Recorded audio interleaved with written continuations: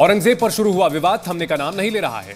बात अब कब्र तक पहुंच गई है। जय महाराष्ट्र के मंत्री ने तो इसका वक्त भी बता दिया है। औरंगजेब की कब्र पर विवाद हर दिन तेज होता जा रहा है। महाराष्ट्र में कई संगठन औरंगजेब की कब्र को जमींदोज करने की मांग कर रहे हैं। इस पर महाराष्ट्र के मंत्री नितेश राणे का भी बयान आया है। राणे ने कहा है कि औरंगजेब की कब्र जल्द ही मटिया मेट होगी और इसके लिए तारीख भी जल्द तय होगी, लेकिन इसका वक्त होगा सुबह 5 बजे। इससे पहले नितेश राणे ने कहा था कि औरंगजेब का समर्थन करने वाले अबू आजमी के निलंबन से कुछ नहीं होगा, बल्कि उनको भी औरंगजेब के पास भेज देना चाहिए। वहीं अमरावती की पूर्व सांसद नवनीत राणा ने भी औरंगाबाद की तरह औरंगजेब की कब्र का नामो निशान बदलने की मांग की है। और चलिए अब आपको दिखाते हैं राजधानी दिल्ली से जुड़ी हुई 5 बड़ी खबरें।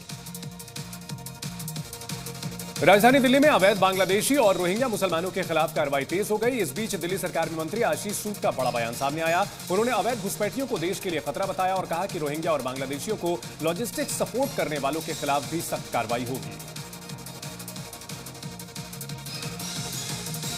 दिल्ली में अवैध बांग्लादेशी और रोहिंग्या घुसपैठियों के खिलाफ पुलिस अब एक्शन मोड में नजर आ रही है। जगह जगह तलाशी अभियान चलाया जा रहा है। वहीं दिल्ली विधानसभा के अध्यक्ष विजेंद्र गुप्ता ने कहा कि इस मामले में दिल्ली सरकार काम कर रही है और डबल इंजन की सरकार में दिल्ली में बदलाव आया है। दिल्ली के स्वास्थ्य मंत्री पंकज सिंह ने ऐलान किया कि आयुष्मान भारत योजना के लिए पंजीकरण की प्रक्रिया 8 मार्च के बाद शुरू होगी। उन्होंने कहा कि दिल्ली सरकार जल्द ही इस योजना को लागू करने के साथ केंद्र के साथ एक MOU पर हस्ताक्षर करेगी। साथ ही उन्होंने भरोसा जताया कि शहर की स्वास्थ्य सेवा प्रणाली में बुनियादी बदलाव 100 दिनों के भीतर दिखाई देंगे।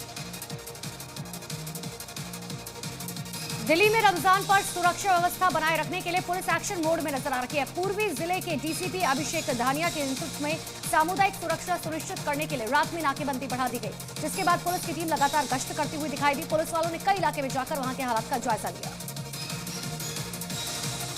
दिल्ली के दरियागंज इलाके में एक इमारत के बेसमेंट में अचानक आग लग गई। इमारत से आग की लपटें उठती हुई देखकर लोगों ने इसकी खबर दमकल विभाग को दी, जिसके बाद दमकल कर्मी मौके पर पहुंचे और आग बुझाने के काम में जुट गए। कुछ देर की कोशिश के बाद आग बुझा दी गई। अच्छी बात यह रही कि इस घटना में कोई जनहानि नहीं हुई।